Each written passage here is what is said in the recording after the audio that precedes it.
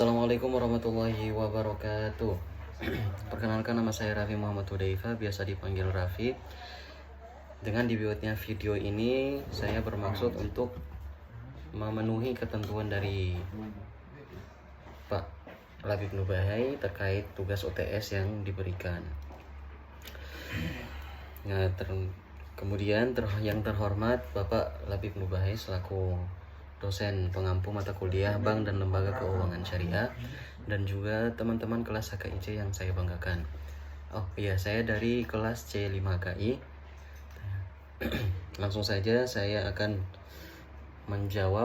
membaca dan menjawab soal-soal yang telah diberikan.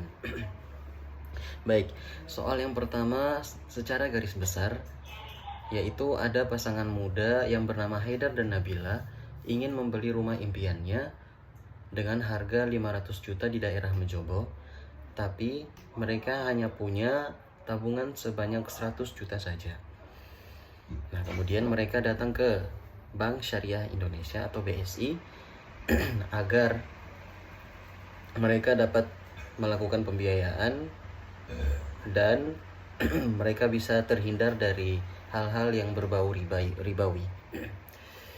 Kemudian akad yang paling diterapkan dalam kesepakatan antara Bank Syariah dengan Haidar dan Nabila ini adalah akad murabahah. Akad murabahah ini yaitu akad jual beli di mana Bank Syariah Indonesia membeli barang yang dibutuhkan nasabah. Dalam kasus ini yaitu barang rumah, kemudian menjualnya kembali kepada nasabah dengan harga pokok ditambah margin keuntungan yang sudah disepakati sejak kedua nasabah ini datang ke Bank Syariah.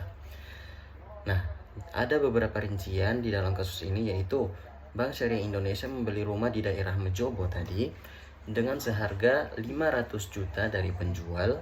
Kemudian jika rumah tersebut sudah menjadi milik dari Bank Syariah Indonesia, pihak bank menjualnya kembali kepada nasabah yaitu Haidar dan Nabila dengan harga misalnya 550 juta.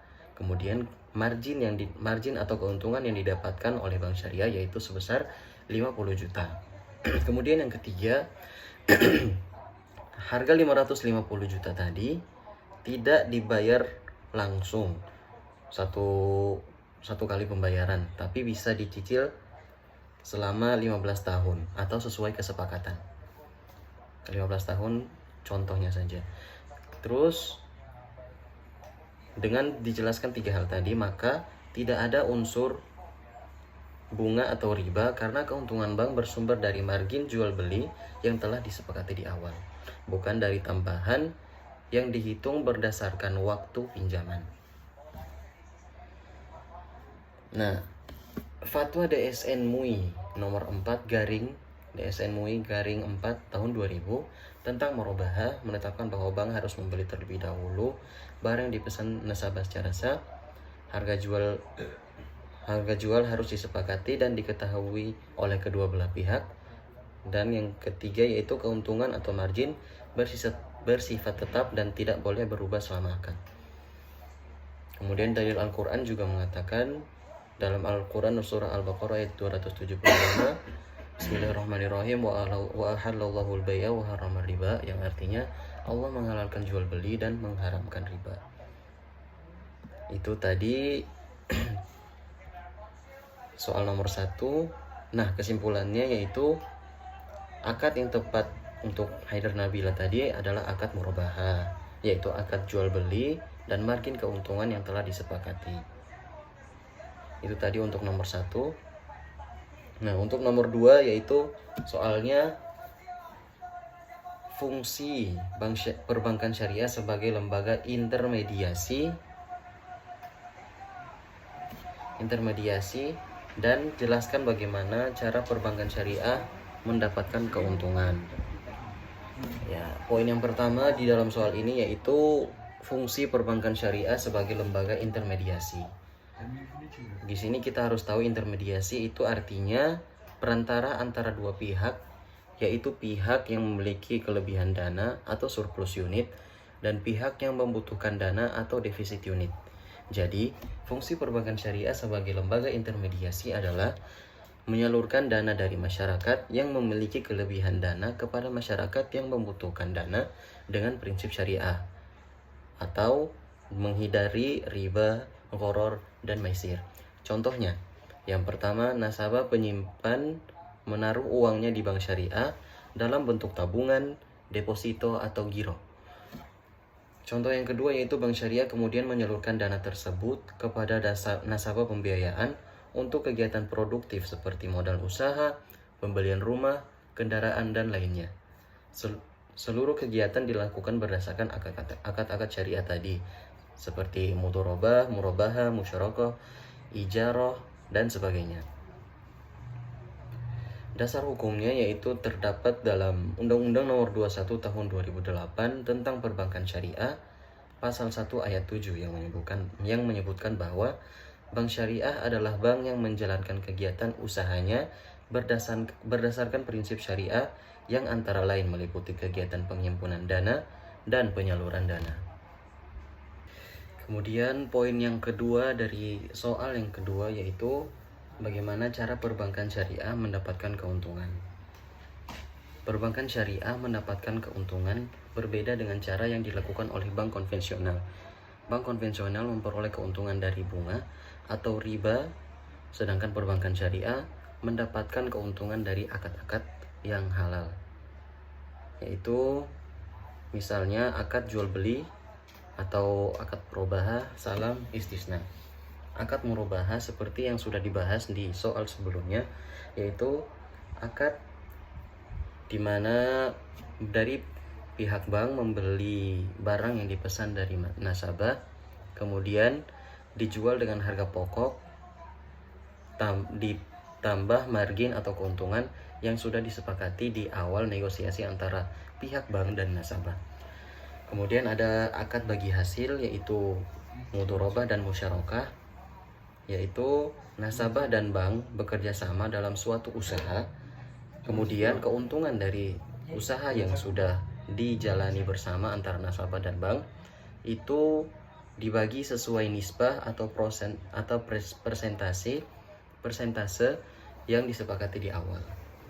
Kemudian dari akad ini bank mendapatkan bagian keuntungan usaha, bukan bunga, atau keuntungan yang dibagi hasil antara nasabah dan pihak bank.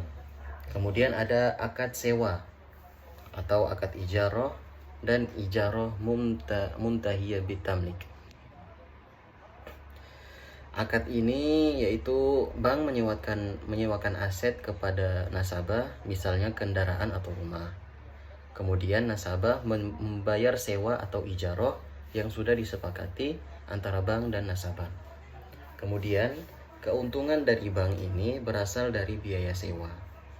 Nah, biaya sewa tadi kan sudah disepakati antara nasabah dan pihak bank.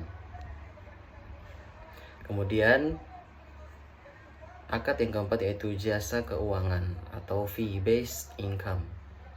Bank juga mendapat pendapatan dari jasa seperti transfer, layanan penukaran uang, layanan pembayaran zakat atau infak, layanan kartu pembiayaan syariah, dan lain-lain. Keuntungan kegiatan-kegiatan tadi yaitu berasal dari biaya jasa atau fee, bukan bunga. Nah, kesimpulannya, fungsi intermediasi yaitu adalah menjadi penghubung antara pihak yang memiliki dana dan yang membutuhkan dana dengan prinsip syariah. Kemudian bagaimana cara perbankan syariah memperoleh keuntungan itu? Yang pertama didapat dari margin jual beli bagi hasil usaha. Kemudian ada yang kedua yaitu bagi hasil. Kemudian yang ketiga ada dari biaya sewa dan juga dari biaya jasa. Itu untuk soal nomor 2. Kemudian soal nomor 3 atau soal yang terakhir yaitu adalah transaksi-transaksi yang dilarang dalam bisnis syariah. Terus yang poin kedua yaitu berikan pendapat tentang pernyataan yang sering dikatakan oleh masyarakat bahwa bank syariah sama saja dengan bank konvensional. Nah, saya akan menjawabnya. Yang pertama yaitu 3 hal yang dilarang dalam transaksi bisnis syariah. Yang pertama yaitu ada riba atau bunga atau keuntungan yang diperoleh tanpa risiko usaha.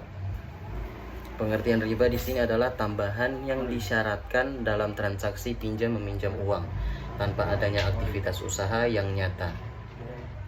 Contohnya, seseorang meminjam uang sebesar 12.000 dan harus mengembalikannya sebesar 15.000 setelah 6 bulan sampai tambahan 2.000 rupiah. Nah, ini adalah 3.000 rupiah.